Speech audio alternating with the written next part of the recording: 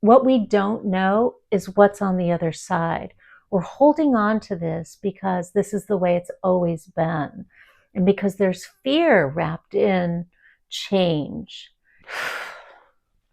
So today on Doodle to Connect, I want to explore what codependency is, because it's a word that's been around for a long time.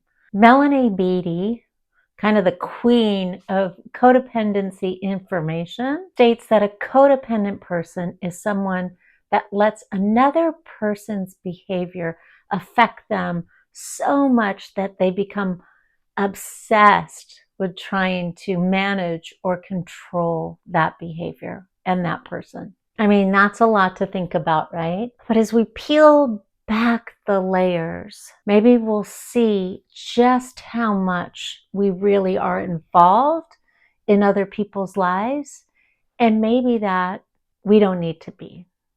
Let's look at 7 characteristics of codependent behavior. Okay, so number 1, excessive caretaking.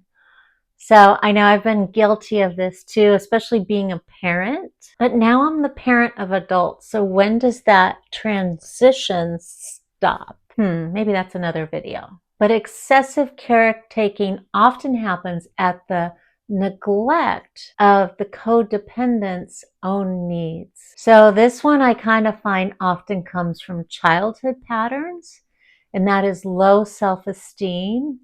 And the codependent person gains their sense of worth from caretaking and providing for another person. And again, this is often something that is established in childhood with a parent figure who they learned that if they could provide something for that parent, then they were seen or loved even a little bit. One of the ones that we hear with codependency a lot is people pleasing. So putting other people's needs, wants, desires ahead of their own. The 4th thing is having poor boundaries. So really having a hard time setting boundaries and then keeping boundaries. This can lead to unclear roles in the relationship, unclear responsibilities, and potential enmeshment.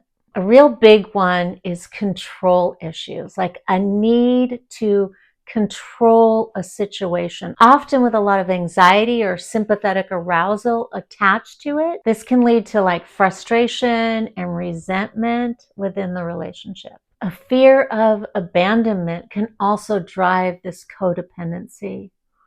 I really need to take care of them so that I won't be left. And the 7th one might be rooted in shame issues, where there's this feeling of making excuses or minimizing the behavior of the person that you're trying to control. And actually, that can lead to enabling behavior, where you're enabling the behaviors of this person. At the same time, you're worried and you're resentful and you're still trying to control them and you're up at night with anxiety. It's a lot. So codependency is often a long history issue where children are raised in dysfunctional environments where they learn that their needs are not as important as another's needs, and that they should take care of that person first. These patterns just persist from childhood into teenage years, into young adult years, into adulthood, finding relationships that help them to emulate this early childhood knowledge, all along finding these situations where this codependency behavior can continue to be replicated over and over again. Because the nature of codependency feels so insidious and so interwoven within our being, it takes a while for it to become unwoven.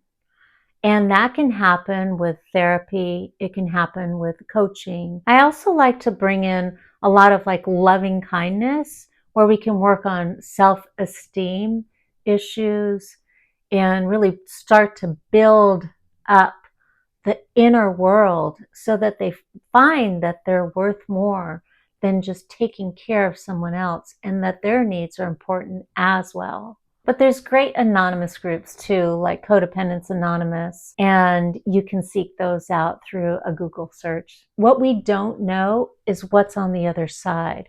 We're holding on to this because this is the way it's always been, and because there's fear wrapped in change. And the other side has never really let me down. I don't know my full potential. I don't know my people's full potential, whoever that is, my people's. And so I have to be willing to feel the heartbreak, to release so that I can let myself grow and I can let my people grow and be responsible for themselves. I honestly don't call it tough love. I call it love. For them, for you, and for me.